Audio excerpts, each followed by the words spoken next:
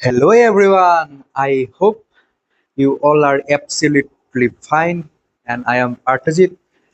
मैं आप सभी को इस सेशन पे हार्दिक दिल से वेलकम करता हूँ एंड आज हम पढ़ने जा रहे हैं अल्फा स्कैटरिंग के बारे में एक्सपेरिमेंट।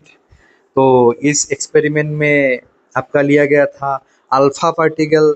तो अल्फा पार्टिकल क्या है? अल्फा पार्टिकल है जो हीलियम है। हीलियम का देखो यहाँ पे जो इलेक्ट्रॉन है, दो इलेक्ट्रॉन, हम ये दो इलेक्ट्रॉन को क्या कर लेंगे? निकाल लेंगे। निकालने के बाद क्या रहेगा? इसके अंदर दो प्रोटॉन रहेगा, है ना। तो जो ये स्टेट है, दो इलेक्ट्रॉन क्या करने के बाद, डोनेट करने के बाद, वो है हीलियम 2 प्लस और इसको ही हम क्या बोलते हैं? Alpha particle. तो जो हमारा ये अल्फा रे स्कैटरिंग है, इसमें जो सोर्स था अल्फा पार्टिकल का वो इनसाइड लिया था, और जो ये बॉक्स है, बॉक्स के अंदर आपका लिया था क्या? लेड। लेड लिया था क्योंकि ये स्टेबल है। जो अल्फा रे है उसको स्टेबल रखने के लिए। और यहाँ से देखो एक छोटा सा क्या दिया है? पास दिया है, जहाँ से ये अल्फा रेस निकल सके। और इसके थ्रू जाके यहाँ पे ब्लू कलर का देखो एक फॉइल है। ये है आप लोगों का गॉइल फॉइल लिया था इस एक्सपेरिमेंट में, जो कि है अराउंड 0.0035 सेंटीमीटर। देखा कितना पतला ये शीट है। तो जब ये क्या एक्सपेरिमेंट कर रहा था, तो थॉमसन का जो मॉडल है उसको ही दिमाग में रख के क्या कर रहा था? ये एक्सपेरिमेंट कर रहा था। और सोचे थे कि जो पॉजिटिव चार्ज है वो यहाँ पे ऐसे ऐसे करके डिस्ट्रीब्यूट होगा। तो वो लोग सोचे थे कि जो रेज आया है वो डिफ्लेक्ट होगा, थोड़ा सा डिफ्लेक्ट होगा, लेकिन ज़्यादा डिफ्लेक्ट नहीं होगा। तो ये ऐसे ही पासेस होगा, ऐसे दिमाग में लेके वो लोग चल रहे थे अल्फा रे स्कैटरिंग के टाइम पे। लेकिन जब अल्फा रे स्कैटर किया तब क्या देखा? कुछ जो रे था वो ऐसे क्या हुआ? डिफ्लेक्ट हो गया। ऐसे डिफ्लेक्ट हो गया, कुछ बहुत ज़्यादा डिफ्लेक्ट हो गया, कुछ कम हो गया। और ऐसा भी कुछ था कि वो जो बुलेट है, मान लो एक बुलेट है ना, बुलेट किसी चीज को टकरा के फिर से उसी रूट से क्या हुआ? वापस चला आया। ऐसा भी उन लोगों को देखने के लिए मिला।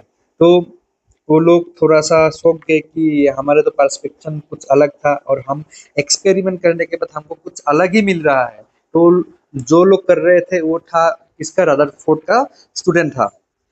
तो वो स्टूडेंट लोग जाके रदरफोर्ड को बोला। फिर उन लोगों ने डिस्कस किया। डिस्कस करने के बाद ये लोग ये नतीजे पे निकला कि क्या most of the part of atoms are क्या है? एम्प्टी है। most of the most of the part of atom atoms are empty। And next क्या हुआ था? जो गोली के जैसे गया था और उसी पाथ से वो रिटर्न चला आया, उसके वजह से उसने एक बोला कि positively charge positively charge particle must be must be concentrated must be concentrated क्या है? concentrate center क्या? forming tiny but heavy center nucleus। ये concentrate, ठीक है, must be concentrate tiny center that is called nucleus। उसको ही क्या बोला? Nucleus नाम दिया वो लोग, ठीक है। तो नीचे आते हैं एंड यहाँ पे देखो वो करने के बाद हमको क्या मिला? जो ये अल्फा पार्टिकल्स है, ये अल्फा पार्टिकल्स क्या है आप लोगों का? जो थिकनेस है मेटल का, उसके साथ क्या होगा, जैसा हमने यहाँ पे क्या लिया था, मतलब रदरफोर्ड लोगों ने लिया था गोल्ड फॉइल, तो गोल्ड फॉइल लेने के बाद जितना डिफ्लेक्शन हुआ, अलग मेटल लेने से उसका डिफ्लेक्शन कुछ अलग होगा। ठीक है, नेक्स्ट पे जो पॉइंट है, ये वेलोसिटी के टर्म्स पे है, जितना स्पीड उतना कम डिफ्लेक्शन होगा। और यहाँ पे जो है ये प्रोपोर्शनल है जेड स्क्वायर, और जेड क्या है, एटॉमिक नंबर ऑफ मेटल। जितना क्या है मेटल का एटॉमिक नंबर डिफरेंट होगा, उतना ही डिफ्लेक्शन अलग अलग होगा। ठीक है, तो यहाँ पे पता चला thickness of metal of foil को लेके भी डिफ्लेक्शन अलग होता है, देन आपका वेलोसिटी लेके भी उसका डिफ्लेक्शन अलग होगा, एंड एटॉमिक नंबर भी लेके इसका अलग होता है। तो आओ एक क्वेश्चन देख लेते हैं, तब आप लोगों का जो ये है अच्छे से आ जाएगा। तो निकल लेते हैं, निकल का एटॉमिक नंबर कितना है, 28, और जिसका क्या हुआ है N1, that is particle scatter कितना हुआ है, दैट इज 100, एंड अनदर हम लोगों ने लिया है आप लोगों का Z, जिसका एटॉमिक नंबर है 112, एंड क्वेश्चन में दिया गया कि इसका कितना पार्टिकल स्कैटर हुआ। ओके, तो हम इसका एक रिलेशन की तरह से देख सकते हैं, तो इसको हम लोग N1 बाई N2 ऐसे बिठाएंगे, और इस साइड पे आएगा आपका Z1 बाई Z2, एन दोनों में होगा स्क्वायर। ओके, देन यहाँ पे क्या दिया गया है, कितना रिफ्लेक्शन हुआ है 100, तो 100 बिठा दिया, और N2 हमको क्या करना है, देखना है कितना आएगा।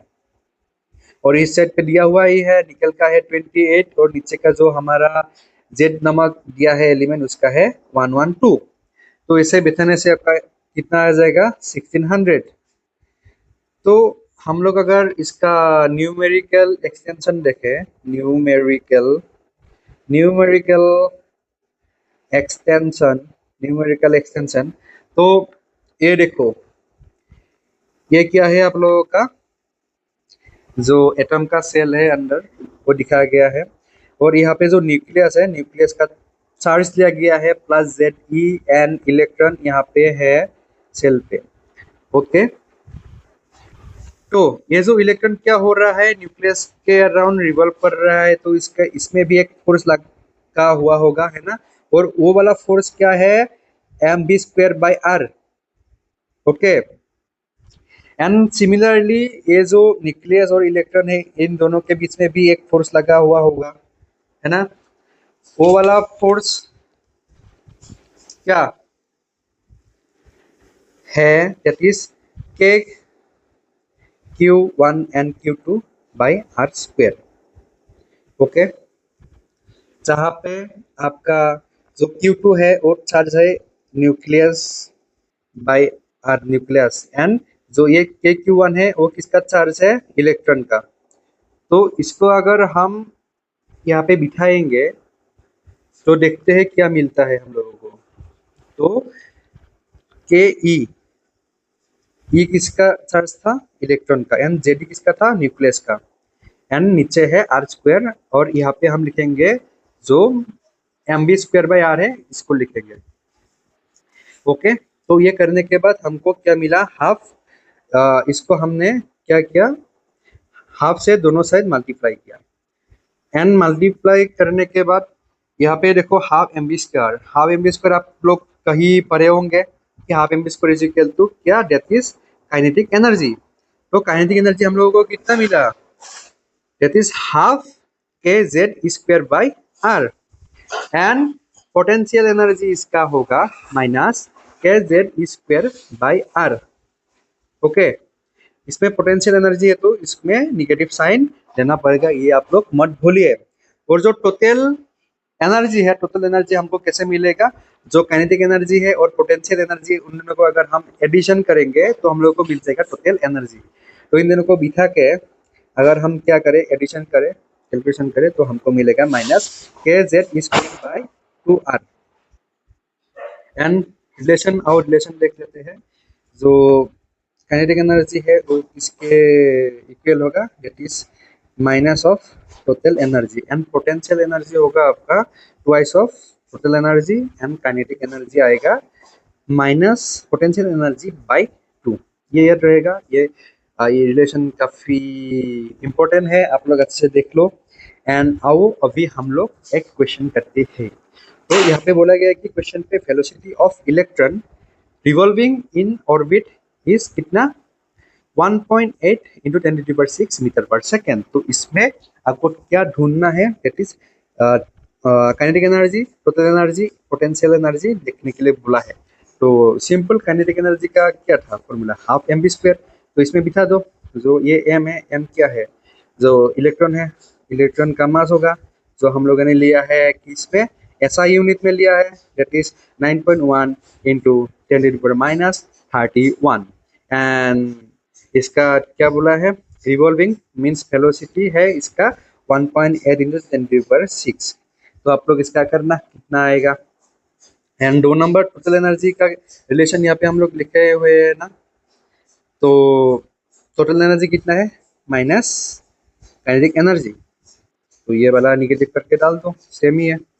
एंड टोटल एनर्जी, चलिए हम लोग ये वाला रिलेशन भी लिख के आए हैं कि potential energy and kinetic energy, ये दोनों को हम ऐड करने से हमको क्या मिल जाएगा, टोटल एनर्जी। ओके, सॉरी, हमको ढूंढने के लिए बोला है पोटेंशियल एनर्जी है ना। तो इससे हम लोग क्या निकाल सकेंगे, पोटेंशियल एनर्जी, और जो कि आएगा -2 KE। एंड इसका ड्रॉबैक क्या होगा कि ये वाला जो मॉडल था वो बेस्ड ऑन क्या, क्लासिकल मैकेनिक्स।